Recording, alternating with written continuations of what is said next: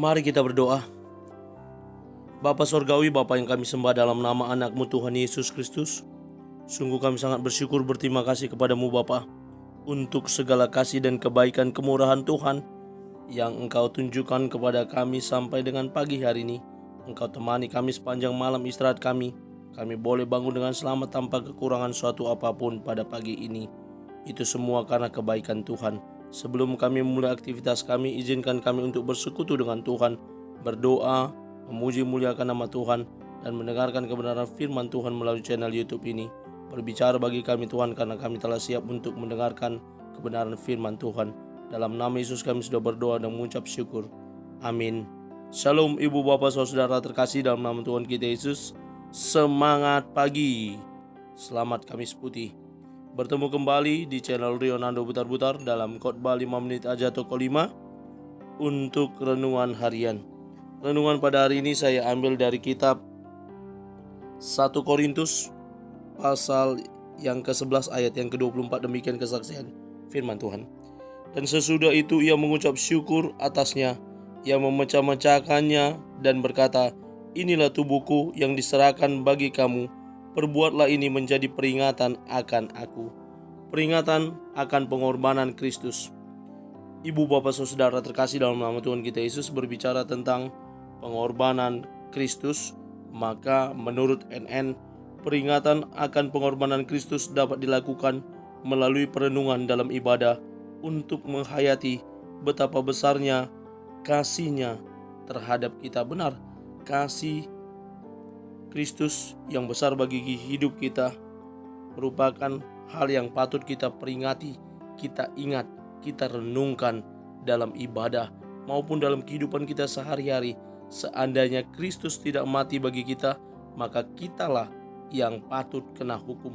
Karena Dia telah rela meninggalkan kerajaan sorga, Dia telah rela menjadikan dirinya sebagai tebusan ganti kita. Seharusnya sebagai orang yang berdosa, upah dosa adalah maut.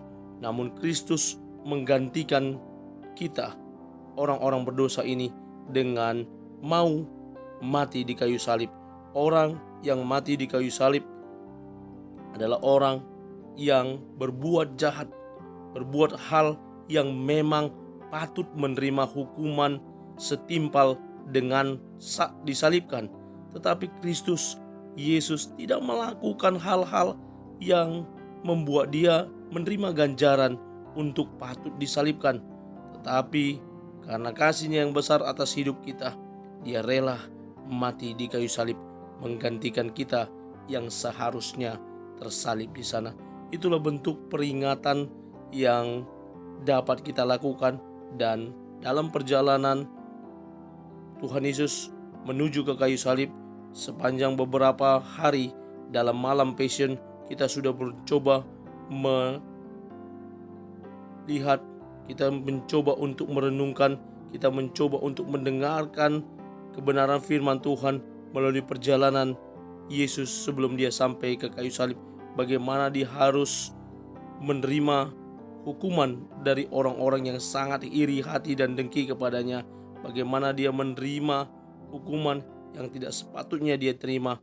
Bahkan kesalahan yang ditimpakan oleh orang-orang Yahudi, Farisi, dan ahli Taurat kepada Dia merupakan hal yang tidak patut untuk Dia dapat disalibkan. Tetapi sesuai dengan jalan yang harus Dia pilih, kehendak Allah harus terjadi dan berlaku atas hidupnya. Dia harus menggantikan kita menjadi tebusan dosa kita.